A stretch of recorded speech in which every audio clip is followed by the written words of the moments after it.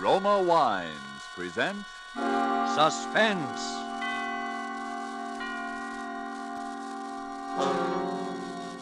Roma Wines, made in California for enjoyment throughout the world. Salud. Your health, senor. Roma Wines toast the world. The wine for your table is Roma Wine, made in California for enjoyment throughout the world.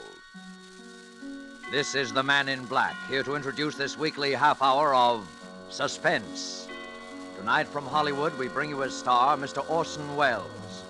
This will be the first of two consecutive performances by Mr. Welles, in which he will appear as the protagonist of Kurt Siodmak's novel, Donovan's Brain.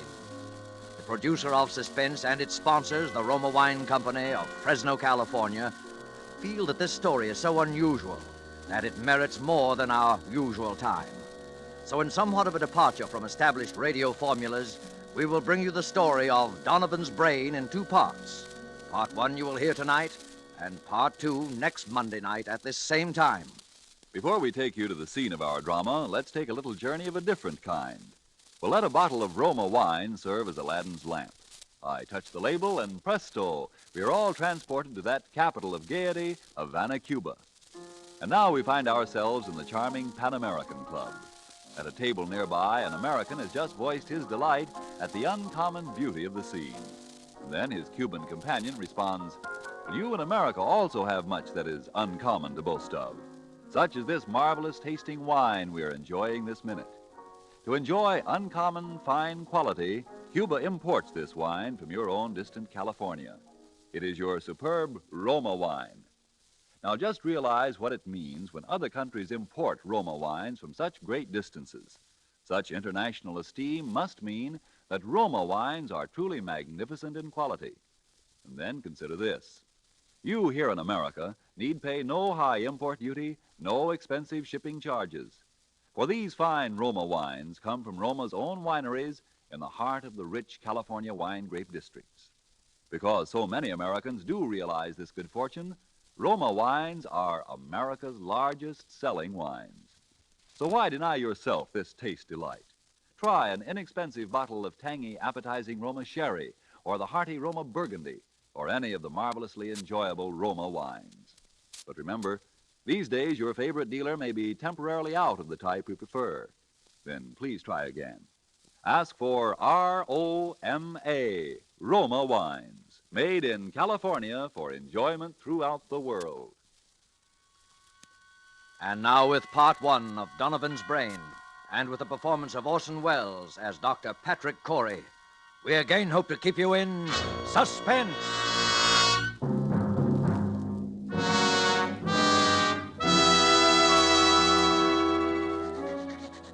As I sit now outside my laboratory door writing under the heading Experiment 87, this final entry in my casebook, I know that these are the last words I shall ever write upon this earth. I neither ask nor expect forgiveness now or hereafter. But for those who seek some explanation, I refer them simply to this casebook. Let them read it carefully from its first entry on that ill-starred day of July the 13th.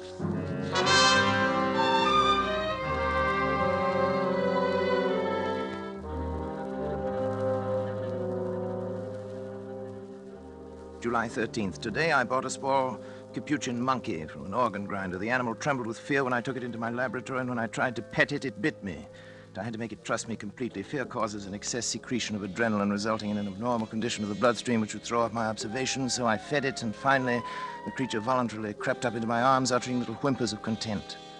When it laid its head against my shoulder, I stabbed it with a surgical lancet. It died instantly.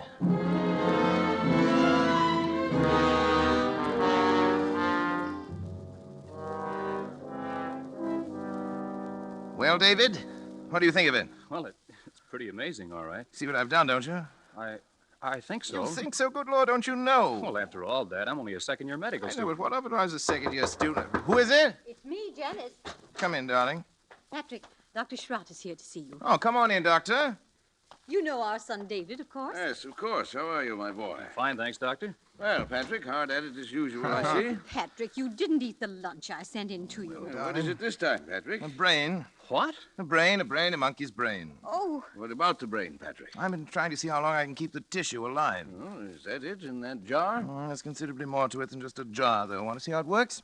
is it still alive? In a way, yes. It's a fairly simple device, actually, Doctor. Variation on Corell's mechanical heart. The brain lies in a bath of blood serum. These rubber arteries are fixed to the vertebral and internal carotid arteries of the brain. The blood substance is forced through the cycle of Willis to feed the tissue. Over here, I've installed a small rotary pump that forces the blood circulation, you see? But how do you know it's alive? It's very easy to determine. The brain, when functioning, gives off infinitesimal electrical impulses. They can be measured. As a matter of fact, I've hooked the encephalograph up to a small amplifying system. The brain impulses can actually be heard. Here, I'll turn it on. You see?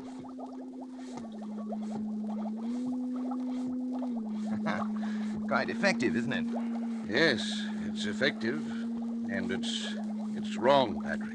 Terribly wrong. I've tried to tell him, Dr. Schratt. In heaven's name, what's wrong with it? Oh, Patrick, you and your mechanistic philosophy, trying to reduce life to a mere matter of chemicals and test tubes. The origin of life is from a higher domain than that, Patrick.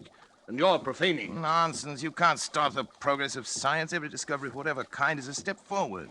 If I can prove that the brain can perform certain functions outside the body, who knows where we may be able to go from there? Oh, Patrick, how do you know that thing in there doesn't feel pain? How do you know it isn't writhing in agony? Brain tissue itself is insensitive, you know that. Just a feeling. Look. I'll switch on the encephalograph. See? There. Notice the faintness of the amplified alpha rays. Notice the comparatively slow rate of pulsation now. Notice what happens when I tap on the glass jar. See?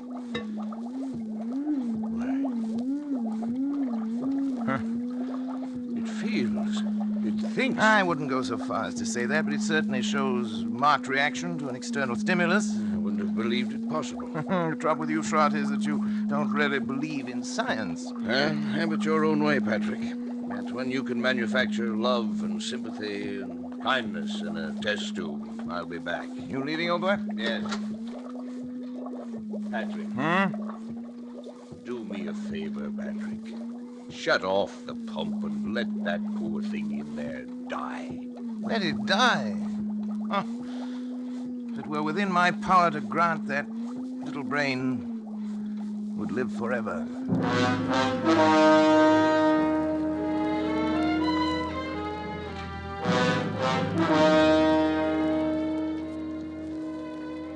July 18th. I'm utterly exhausted from lack of sleep, but the events of the past 5 days have been of such tremendous importance that I must set them down while every last detail is still fresh in my mind.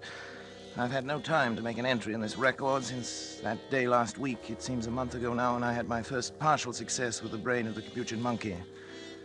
At that time, however, it seemed that I was doomed to disappointment. In spite of all my efforts, the brain of the monkey ceased to live at 12:14 that night. Tired and disheartened, I lay down to sleep on the cot in my laboratory, but at that very moment, fate was contriving an occurrence which now seems destined to have the most profound effect not only upon my own existence, but perhaps upon that of all mankind.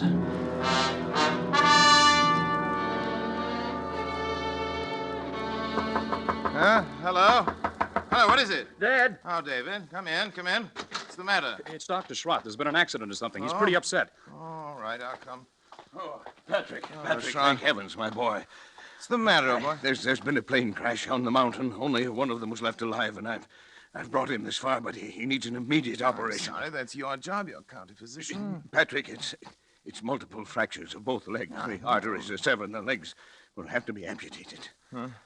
You're not in any shape to do the job. Well, That's not my fault. Take him to the Phoenix Hospital. I'm not going to take responsibility. I'm it's sorry. too I far. really can't We'd help never it. get there in time. Patrick, please. It may mean a man's life, and Your job as county physician. No, I'm not thinking of that, but it's an important man. William H. Donovan. Donovan? The Wall Street Donovan? Yes. You've got to help me, Patrick. Donovan. What are his chances? About even, if we hurry. Well, bring him in. Oh, thank you, Patrick. Thank you. You'd better get some things on, David. You may have to help. Yes, and we'll use the laboratory table. Before you go, put the instruments in the sterilizer. And don't forget the Geely saw. Right. Oh, but... But what? I thought the Geely saw was only used for... For brain surgery. Not always. Hurry. They'll bring him in now from the car. Okay, Dad. In here. Careful now. That's right. Easy does. Around the table, please. Yes, Doctor. Easy. You better get yourself a gown and gloves, Doctor, right over there. You won't have time to scrub. Yes, thanks, Doctor. Too bad, isn't he? Pulse rapid. Heart very faint. I wasn't sure whether you'd make David, it to here. Yes, half Dad. cc of adrenaline, David, 1 to 1,000 intravenous. Right. You men can go now. Is there anything else we No, can do? thank you. Patrick, don't you I'd think... rather we were alone if you don't mind, gentlemen. Yes. Good night, then, Dr. Schratt. Doctor. Good night. Good night. Now, David, if you remove the blanket from his legs, that's it. Good. You see? Fortunately, a forest ranger got to him right after the crash and had sense enough to put a tourniquet on each leg. Even so, yeah. Sure. We'll get it. Sure. What's he saying? Something like sure. He said it over and over. I hadn't realized he was deformed. It doesn't show as much in his pictures. Patrick, don't you think we ought to begin? No, there's no use amputating those legs. No use. He'll be dead anyway by morning. Well, won't it? Suppose you're right, Patrick. You know I'm right. But still, we ought to try. We can't refuse to operate just We are because... going to operate. Syringe, please, David, the large one. Here you are, Dad. Spinal anesthetic. Will you give it, Dr. Schratt? Right. Scalpel, please, David. Scalpel and the Geely saw. Geely saw. Patrick. Well... No, Patrick, I won't let you. After your performance tonight? Well, I had...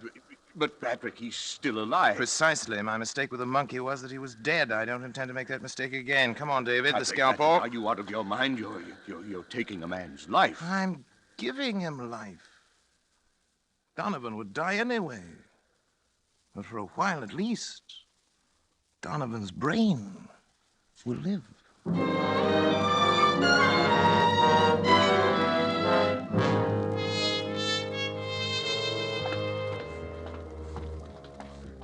We'd better hurry. They'll be coming for the body pretty soon. You can go now, David. I David, think I will, then. You understand, of course. Yes, I understand. Not a word to your mother or to anyone. I understand. Did you put something in the skull cavity Oh, so yeah. the eyes won't fall? I filled it with cotton, bandaged the whole cranium. It looked like any head injury. I hope nobody gets any ideas about an autopsy. You're the coroner. You can stop that. Look, Schratz. This is a chance that comes once in a lifetime. William Donovan had one of the greatest minds, has one of the greatest brains in the world today. And now you have it. It's Turn on the madness, Patrick. encephalograph.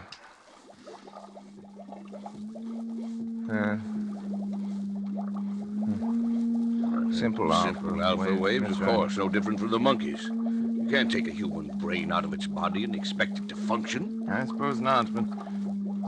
Schrott, did it ever occur to you that the brain might simply be asleep? Sleep. Certainly.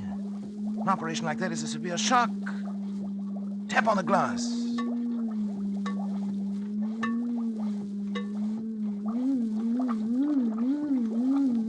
Good Lord, Patrick. Delta waves. It was asleep. You woke it up. It's actually conscious. You see, the three of us conducting this experiment now. You, and me, and William Horace Donovan.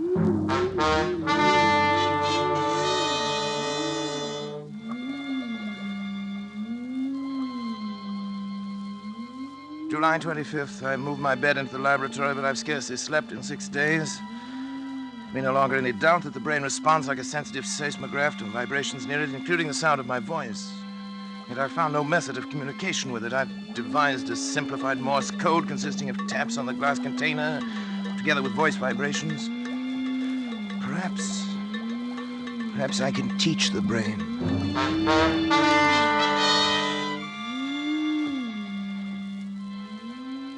July 30th, Schrott has come to stay with me, half out of a feeling that he shares with me a common guilt, half out of scientific curiosity. I've scarcely seen him, and both David and Janice have been avoiding me, not that I really care. They've been tapping out my code on the side of the brain's container endlessly, day and night, over and over, 1,000 times, so that a baby could learn it, if the brain can learn. I sleep only when the brain itself falls into exhausted slumber. When it wakes again, I resume my tapping.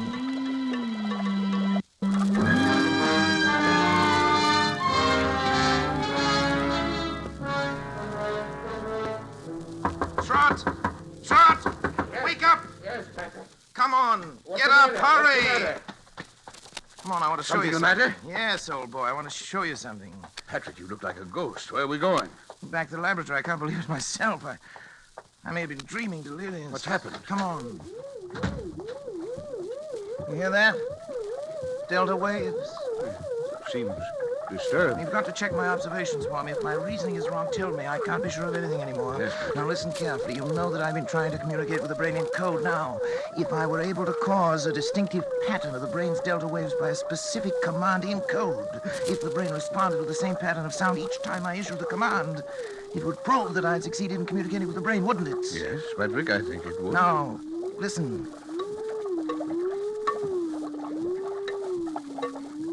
Donovan! Donovan! If you understand, think 3 times of the word talk. 3 times. Talk. Talk. Talk.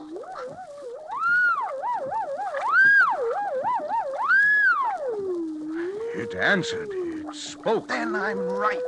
It's true. This thing has learned to talk. To talk.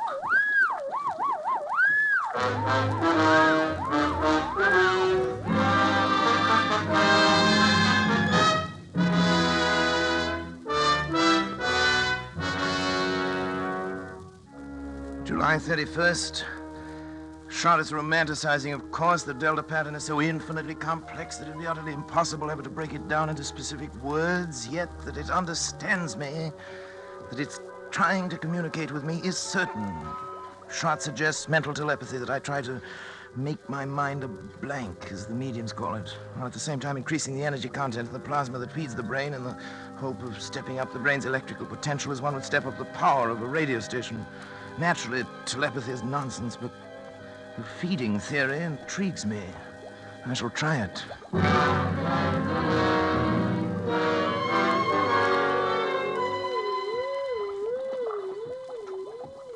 August 12th. Noticed today for the first time 2 distinct nodules of new brain cells on the frontal lobex. The electrical potential has increased to 510 microvolts. I've begun smoking cigars. Although I've always hated cigars before. Nerves, I expect.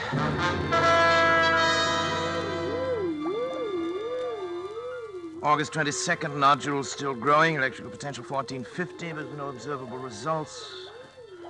Lately felt a compelling urge to know more of Donovan's life and have collected every available scrap of information about him. A strange man he was. Strange, ruthless, actually evil in many ways, but nonetheless an extraordinarily brilliant mind.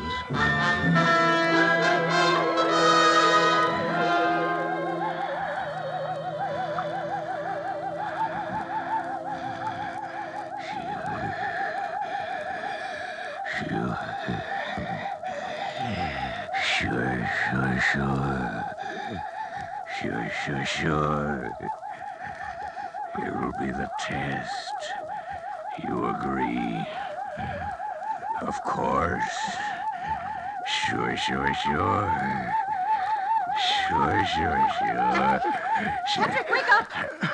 Patrick! What is it? What happened here? I thought I ought to wake you up, Patrick. You were moaning in your sleep, talking. Talking? What did I say? I'm not sure, but your voice was so strange that... Janice, what's the matter? It's nothing. I was dreaming, that's all. Janice woke me up. Patrick, let me see your hand. Hand? What do you No, see the my other hand one. for? What about it? You're not left-handed, are you? No. Then why have you got ink on the fingers of your left hand? Well, I don't know. Were you writing anything tonight?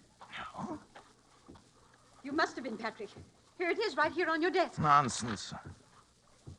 Wait, let me see it. Oh, you've been writing his name, William H. William Donovan. H. Donovan Schrott. That's not my handwriting. It's... What? Don't you see what it means? The brain has communicated with me. Patrick, you don't... Look here. Look at this magazine article. Here's a reproduction of his signature.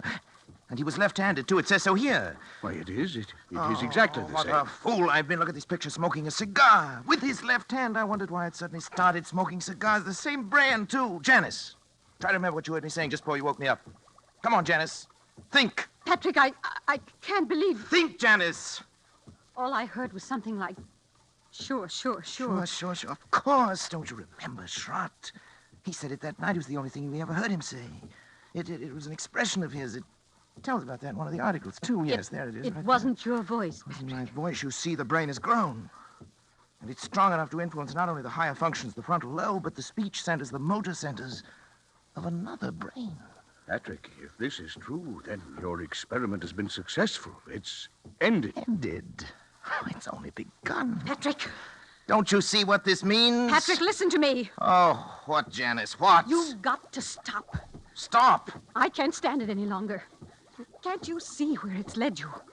When you cut yourself off from your family, when you neglected your health, began having fits of temper, and were like someone I hardly recognize as the man I married. All that I tried to understand. But don't you see what you've done? You are a murderer, Patrick, a murderer. Janice, David darling. told me the whole thing. That poor boy's half insane himself from worry. Insane? What do you mean by that? What I say. You killed Donovan. Janice, Maybe he wouldn't have lived anyway, but you killed him. And now this thing has gained such power over your mind that it can make you do things you don't even know about. For all you know, it could make you do anything. Anything. You've got to choose, Patrick. Oh, Janice, please. I suppose you're right, but I'm utterly exhausted. I can't even think anymore. You've got to think. Give me until tomorrow. Let me sleep, and then tomorrow I'll do something. I promise you. All right, Patrick. Tomorrow. But if you don't do something, if you don't destroy that thing, I will. The brain. It's almost as though it heard you and were raging at you.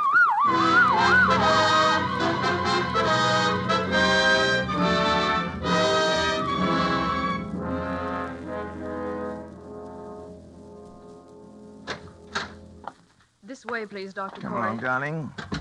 But, Patrick, why are we going in here? A psychiatric clinic? I told you I'd do something, Janice. I've got an idea. You mean you're having yourself psychoanalyzed? Well, Something like that? something like that. I'll tell you about it later. First, I want you to talk to this man alone. Dr. Zanger, this is Dr. Corey. Oh, how do you do, Dr. Corey? How do you I've heard do, something Dr. of Zanger? your work. Oh, yes. And this is Mrs. Corey. Of course, excuse me. I'm happy to meet you, Mrs. Corey. Thank you, Doctor. Won't you come into my office? I will Doctor? certainly. Janice, would you mind, darling, waiting in the reception room? I'll be out in just a moment. Thank you. Why, certainly, dear. In here, please, Doctor. Very well. Well, Doctor, she seems quite normal. I'd expected from what you told me on the telephone that... I know. I can assure you, I hate to tell you this, but, Doctor, she's quite insane. I see. Yes, paranoia. She's always been, jealous of my work. And, well, last little while she's got a delusion that she thinks I've made some kind of a monster up in my laboratory. It controls my mind and controls my actions. Huh. So I'm putting her completely in your hands. Oh, well, it's of course a little unusual, but since you are yourself a medical man... That's right. You definitely wish to commit her then, huh? Yes. Yes. You have the papers. Oh, yes, here you are. Just your signature will be enough, Doctor. All right. There you are. You let me know about everything, won't you? Oh, naturally, Doctor. We keep you informed. Thank you. Well, goodbye then, Dr. Corey. We will do what we can. Oh, right. Patrick? Mrs. Corey is staying with us, Miss Wilcox. Yes, Dr. Zanger. Patrick? Come back! Patrick! Oh, it's all right, Mrs. Corey. Just come with me, please. Patrick! No. Where are you going? Let me go! Let me go! Oh, Dr. Corey. Yes? Oh, about the bill, how do you wish it to be handled? The bill?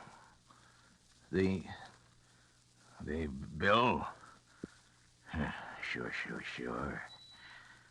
I'll take care of it by the week. The checks will be signed William H. Donovan. Sure.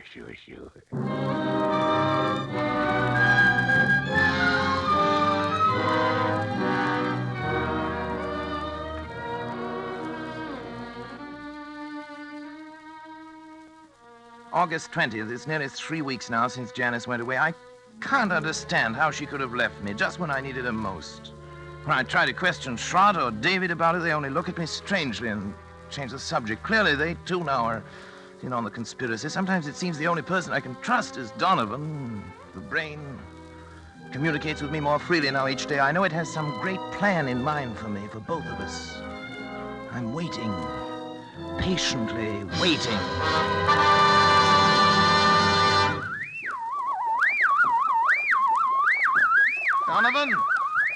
Donovan, I'm listening, Donovan. Don't be angry, Donovan. I'm trying to understand. I'm listening, Donovan. I'm listening. I'm listening.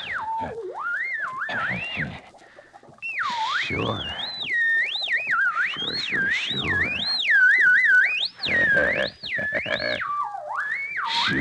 Sure.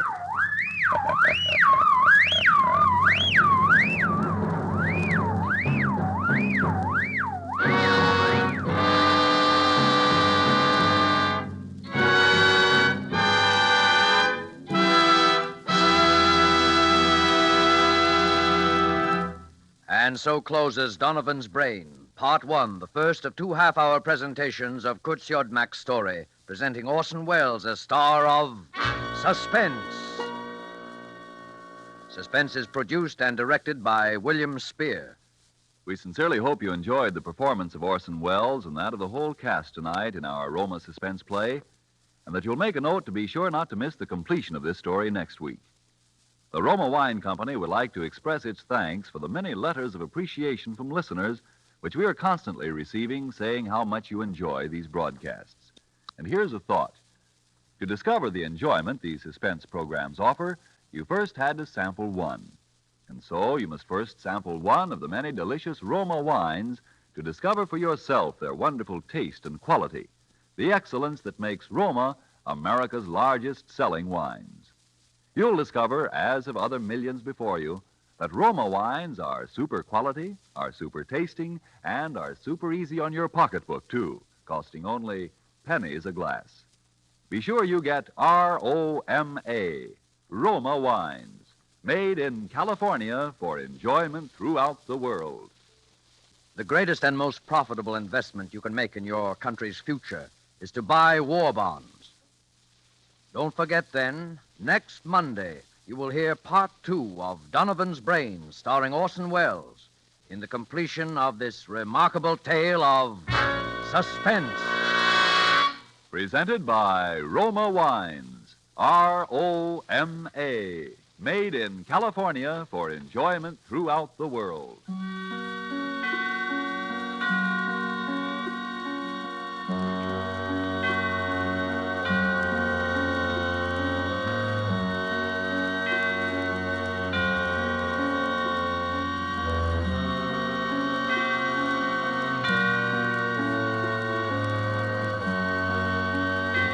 This is CBS, the Columbia Broadcasting System.